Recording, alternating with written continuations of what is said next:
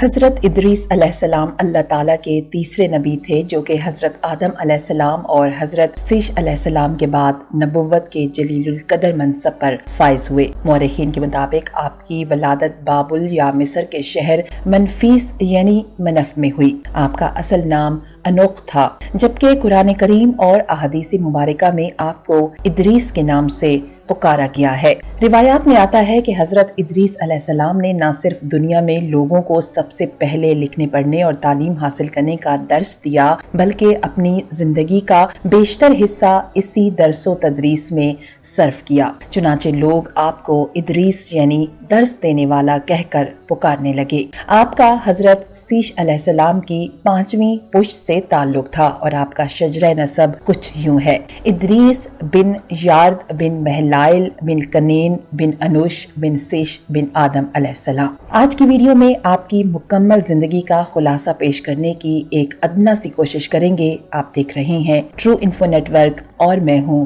آمنہ گل۔ ناظرین کرام، حضرت سیش علیہ السلام کا جب انتقال ہوا تو کچھ ہی عرصے بعد ان کے پیروکار بہت محدود تعداد میں رہ گئے۔ قابیل کی اولاد نے کفر و شرک، بدکاری، بے حیائی کا بازار گرم کر رکھا تھا۔ زناکاری اور شراب نوشی عام ہو گئی تھی۔ پاکیزہ رشتوں کی پہچان ناپید ہو چکی تھی۔ بتوں کی پوجا اور آگ کی پرستش ہو رہی تھی۔ گویا دنیا پر شیطان اور اس کے حواریوں کا راج تھا۔ حضرت آدم علیہ السلام اور حضرت سیش علیہ السلام کی قائم کردہ شرعی حدود اور احکامات الہی کو پامال کیا جا رہا تھا، اور یہی وہ وقت تھا جب اللہ جل شانہ نے اس بگڑی قوم میں ایک نبی مبعوث کرنے کا فیصلہ کیا اور اس عظیم منصب کے لیے حضرت سیش علیہ السلام کی نسل سے حضرت ادریس کا انتخاب فرمایا۔ حضرت ادریس میں وہ تمام تر خوبیاں بدرجہ اتم موجود تھیں جو اللہ کے نبی میں ہونی چاہیے۔ آپ حضرت آدم علیہ السلام کے دین کے پیروکار تھے، نہایت عبادت گزار تھے، متقی تھے، پرہیزگار تھے اور انتہائی سچے انسان تھے۔ نبوت کے منصب پر فائز ہوتے ہی آپ نے اپنی قوم کے بھٹکے ہوئے لوگوں میں واعظ و تبلیغ کا کام شروع کر دیا، لیکن رائے ہدایت کا یہ درس اور نیکی کی باتیں ان لوگوں کو بہت ہی ناگوار گزرتیں، چنانچہ وہ آپ کے دشمن ہو گئے۔ آپ اور آپ کے پیروکاروں کو طرح طرح سے اذیتیں دینے لگے، یہاں تک کہ آپ نے ان کی ایذا رسانیوں سے تنگ آ کر بابل سے ہجرت کا ارادہ کر لیا اور اپنے پیروکاروں کو اپنے اس فیصلے سے مطلع فرمایا۔ چونکہ بابل دریائے فرات اور دریائے دجلہ کے کنارے ایک سرسبز و شاداب علاقہ تھا، لہٰذا لوگوں کے لیے اس علاقے سے ہجرت کرنا خاصا مشکل فیصلہ تھا، اور انہوں نے اس حوالے سے تحفظات کا اظہار بھی کیا۔ لیکن پھر حضرت ادریس علیہ السلام کے سمجھانے پر وہ لوگ آپ کے ساتھ ہجرت پر تیار ہو گئے۔ حضرت ادریس اور ان کے پیروکاروں نے بابل سے مصر کا رخ کیا اور دریائے نیل کے کنارے آباد ہو گئے، جو کہ بابل سے بھی زیادہ سرسبز و شاداب علاقہ تھا۔ حضرت ادریس علیہ السلام نے یہاں کے لوگوں میں درس و تبلیغ کے کام کو جاری رکھا۔ آپ اس وقت لوگوں میں رائج تمام زبانوں سے واقف تھے اور عوام کو انہی کی زبان میں درس دیا کرتے تھے۔ حضرت ادریس علیہ السلام کا قرآن مجید میں 2 مرتبہ تذکرہ آیا ہے۔ سورہ مریم میں اللہ تعالیٰ کچھ یوں ارشاد فرماتے ہیں: اور اس کتاب میں ادریس علیہ السلام کا ذکر بھی کیجیے، بے شک وہ بڑے سچے نبی تھے اور ہم نے ان کو بلند رتبے تک پہنچایا۔ سورہ انبیاء میں اللہ تعالیٰ کچھ یوں ارشاد فرماتے ہیں: اور اسماعیل اور ادریس اور ذوالکفل کا تذکرہ بھی کیجیے، یہ سب احکام الہیہ پر ثابت قدم رہنے والے لوگوں میں سے تھے۔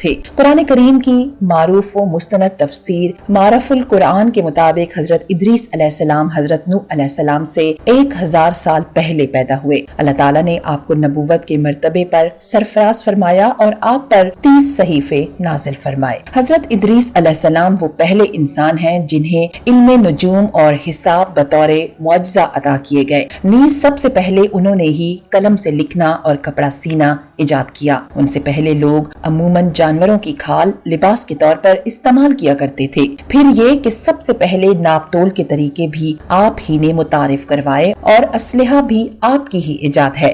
آپ نے اسلحہ تیار کر کے بنو قابیل سے جہاد کیا۔ علامہ ابن اسحاق کا کہنا ہے کہ دنیا کا سب سے پہلا شخص جس نے قلم سے لکھا وہ حضرت ادریس ہیں۔ معاویہ بن حکم سلمہ رضی اللہ تعالیٰ عنہ سے مروی ہے کہ انہوں نے حضور کریم صلی اللہ علیہ وآلہ وسلم سے رمل کے بارے میں سوال کیا۔ ناظرین کرام، رمل ایک ایسا علم ہے جس میں ریت پر مخصوص لکیریں کھینچ کر کچھ معلوم کیا جاتا ہے؟ تو رسول کریم صلی اللہ علیہ وآلہ وسلم نے جواب دیا، ایک پیغمبر تھے جنہوں نے یہ لکھا۔ علماء تفسیر فرماتے ہیں کہ پہلا شخص جس نے تبلیغ دین کے لیے وعظ و خطاب کا سلسلہ شروع کیا تھا وہ حضرت ادریس علیہ السلام تھے۔ حضرت ادریس علیہ السلام چوتھے آسمان پر کیسے پہنچے، اس کے بارے میں 2-3 روایات ملتی ہیں۔ ہلال بن سیار کہتے ہیں کہ حضرت ابن عباس رضی اللہ تعالیٰ عنہ نے جب حضرت کعب سے پوچھا کہ قرآن پاک کی اس آیت اور ہم نے ان کو اونچی جگہ اٹھا لیا، اس کا کیا مطلب ہے؟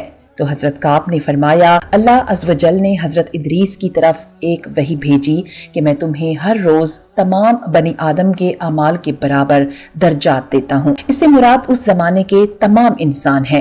تو حضرت ادریس علیہ السلام نے چاہا کہ پھر تو اعمال میں اور اضافہ ہونا چاہیے، لہٰذا جب ان کے پاس فرشتے آئے تو انہوں نے وحی کا ذکر کرتے ہوئے کہا، میں چاہتا ہوں کہ ملک الموت سے بات کروں اور پوچھوں کہ کب تک میری زندگی باقی ہے۔ فرشتے نے حضرت ادریس علیہ السلام کو اپنے پروں پر اٹھایا اور انہیں لے کر آسمان کی طرف بلند ہو گیا۔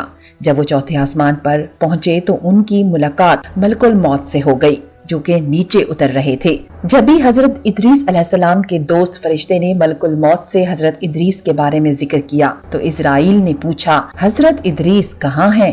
فرشتے نے جواب دیا، وہ میری پشت پر ہیں۔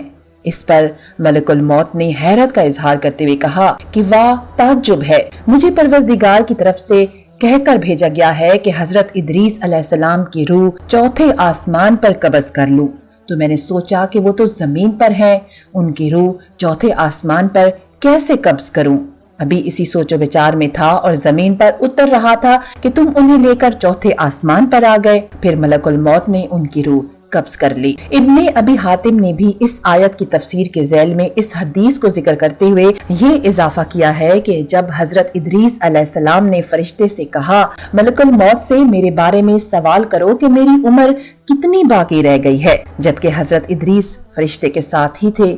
فرشتے کے سوال پر ملک الموت نے کہا، جب تک میں انہیں دیکھ نہ لوں اس وقت تک کچھ نہیں بتا سکتا۔ پھر ملک الموت نے حضرت ادریس علیہ السلام کو دیکھ لیا تو فرشتے سے کہا، آپ مجھ سے ایسے شخص کے بارے میں سوال کر رہی ہیں جس کی زندگی پلک جھپکنے سے زیادہ نہیں رہی۔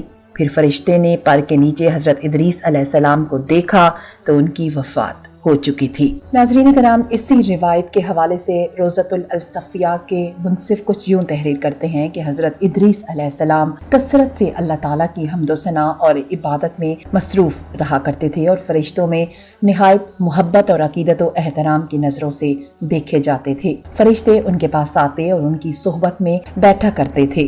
چنانچہ ایک مرتبہ حضرت اسرائیل علیہ السلام بھی اللہ تعالیٰ سے اجازت لے کر آئے اور انسانی شکل میں بہت دیر تک ان کی صحبت میں حاضر رہے۔ جب حضرت ادریس علیہ السلام کو معلوم ہوا کہ یہ کوئی انسان نہیں ہے بلکہ حضرت اسرائیل علیہ السلام ہیں اور روح قبض کرنے کی خدمت پر مامور ہیں، تو آپ نے ان سے فرمایا کہ میرا دل چاہتا ہے کہ تم مجھے موت کا ذائقہ چکھاؤ۔ اس پر حضرت اسرائیل علیہ السلام نے اللہ تعالیٰ کی اجازت سے ان کی روح نکالی اور پھر واپس کر دی۔ اس کے بعد حضرت ادریس علیہ السلام نے ان سے فرمایا، میرا دل چاہتا ہے کہ میں جنت اور دوزخ دیکھوں۔ چنانچہ حضرت اسرائیل علیہ السلام نے اللہ تعالیٰ سے اجازت لے کر انہیں دوزخ دکھائی اور وہ دوزخ دیکھ کر پھر جنت میں آئے اور بہت دیر تک وہاں کے مناظر دیکھتے رہے۔ آخر جب حضرت اسرائیل علیہ السلام نے عرض کی کہ اب واپس تشریف لے چلیے، مگر حضرت ادریس علیہ السلام نے جواب میں کہا کہ جب تک جنت و دوزخ کو پیدا کرنے والا مجھے یہاں سے جانے کا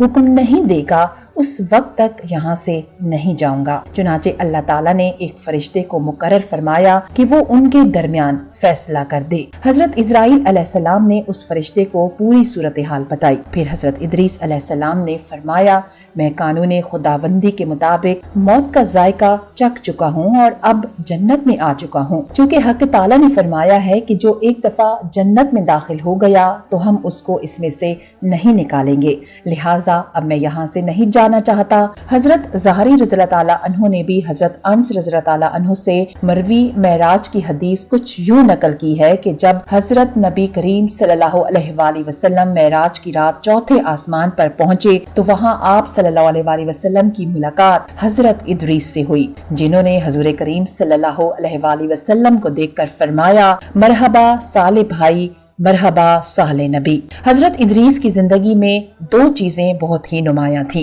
एक वाज़ व तबलीग और दूसरी आले काबिल के साथ जहाद। चूँकि उन्हें वाज़ व तबलीग में मलका हासिल था, चुनाचे उनकी पहली कोशिश यही रही कि वाज़ व नसीहत से आले काबिल को राह रास्त पर लाया जाए और दुनिया को बुराइयों से पाक किया जाए। लेकिन शैतान ने आले काबिल को पूरी तरह अपनी गिरफ्त में लिया हुआ था। या आपने लाख कोशिश की कि किसी तरह तबलीग के जरिए उन लोगों को राह रास्त पर लाया जा सके, लेकिन जब कोई सूरत हाल नजर न आई तो उन्होंने